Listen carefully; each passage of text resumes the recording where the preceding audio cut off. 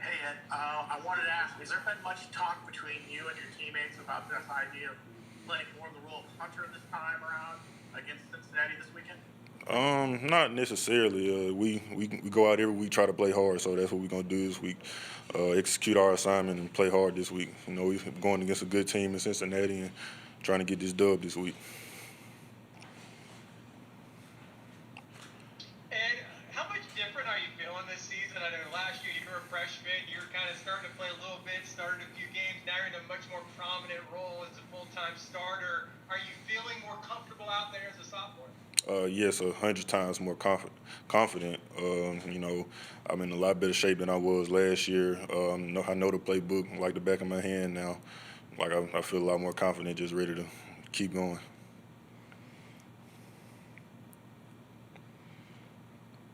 So, Ed, I have to ask, as somebody who's in the salt mines there, in the trenches, when you look at the film and you see Cincinnati, do you expect this to be the biggest challenge you face this season? Yeah, definitely one of the biggest. They play their front seven is really tough. They move a lot. They got big guys, big strong guys. So as long as our offensive line is ready, we'll be good. And as an offensive line unit, how would you characterize how the season has gone? Obviously, there were some issues at the beginning with all the penalties, but as the season has come along, how would you describe what it's been like for you five up front? Uh, I feel like us growing together as a unit has been key to us improving since the beginning of the season. Like you said, with the penalties and false starts early in the year, that's kind of become null and void as the longer the season is going on. So, I mean, us growing together as a unit has been tremendous. And how difficult was it for you guys, especially the offensive line, not to be around each other for those 4 or 5 months during the summer and then the spring, and then to get back in the fall? How difficult was it to maybe get back in shape and get maybe your rhythm together because of COVID?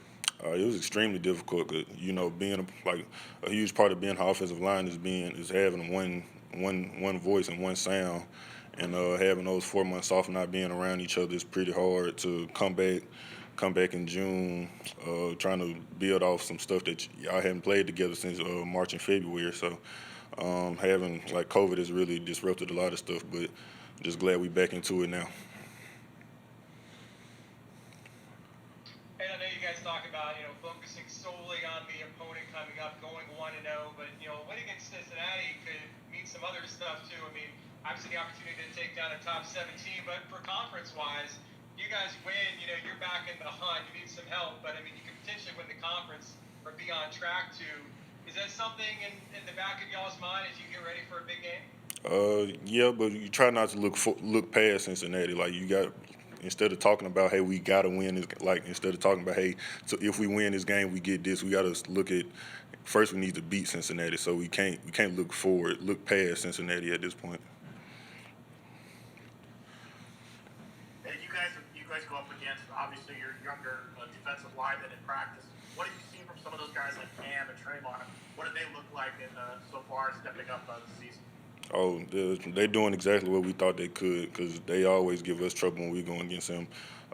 Cam has always been somebody that's worked hard, been just a quick guy, quick mover. Tremont always been somebody since he got here. I've always gone against. He's always giving me troubles. So it's just same way with Josh Salazar. He's a good defensive end too. And you talked about how hard it was in the summer not having that time together. Did you feel like there was a time during this season where you guys finally kind of coalesced and as a group and started, becoming the unit you guys knew you could be? Um, I'd probably say like the bye week after the Tulsa loss, we came together as a unit pretty good. Like I feel like we responded since then. That was probably when we became a closer unit.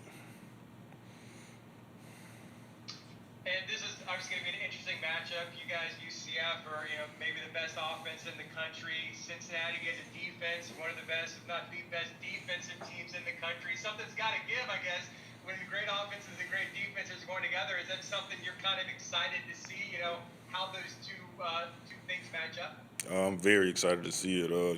We both teams play hard. We're gonna see who play the hardest come Saturday.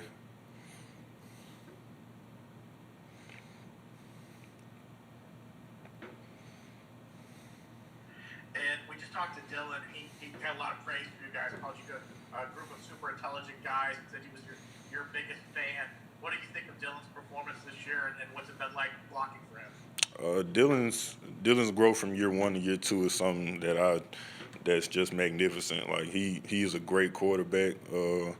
He gets us right whenever the defense we going against isn't something we necessarily plan for. He gets us in the right position. So Dillon has been great for us, and hopefully we the same for him. Thanks, Ed.